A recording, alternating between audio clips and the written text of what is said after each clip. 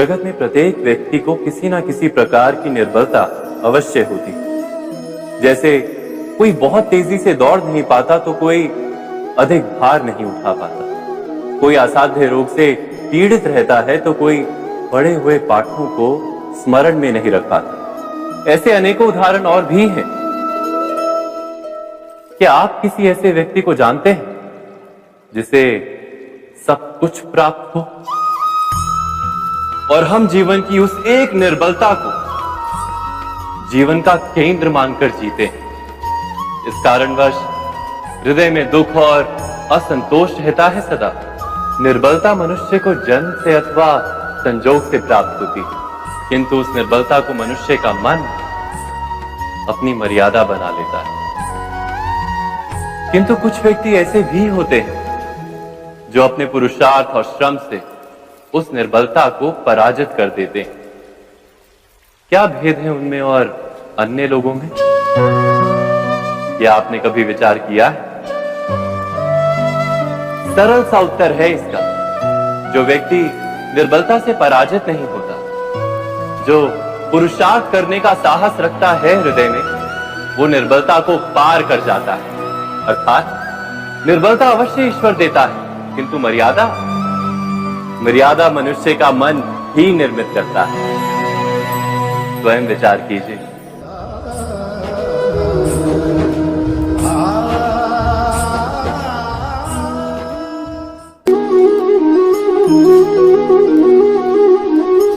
भविष्य का दूसरा नाम है संघर्ष। हृदय में आज इच्छा होती है और यदि पूर्ण नहीं हो पाती तो हृदय भविष्य की योजना बनाता है। भविष्य में इच्छा पूर्ण होगी ऐसी कल्पना करता रहता है, किंतु जीवन ना तो भविष्य में है ना अतीत में। जीवन तो इस क्षण का नाम, अर्थात इस क्षण का अनुभव ही जीवन का अनुभव। पर हम ये जानते हुए भी इतना सा सत्य समझ नहीं पाते। या तो हम बीते हुए समय के स्मरणों को घेर कर बैठे रहते हैं, या फिर आने वाले समय के लिए हम योजनाएं बनाते रहते हैं और जीवन जीवन बीत जाता है। एक सत्य यदि हम हृदय में उतार लें कि ना हम भविष्य देख सकते हैं, ना ही भविष्य निर्मित कर सकते हैं, हम तो केवल धैर्य और साहस के साथ भविष्य को आलिंगन दे सकते हैं, स्वागत कर सकते हैं भविष्य का।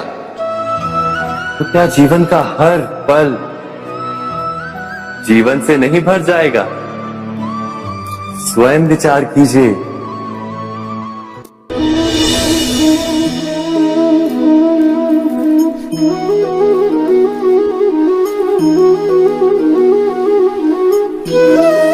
ज्ञान प्राप्ति सदा ही समर्पण से होती है, यह हम सब जानते हैं।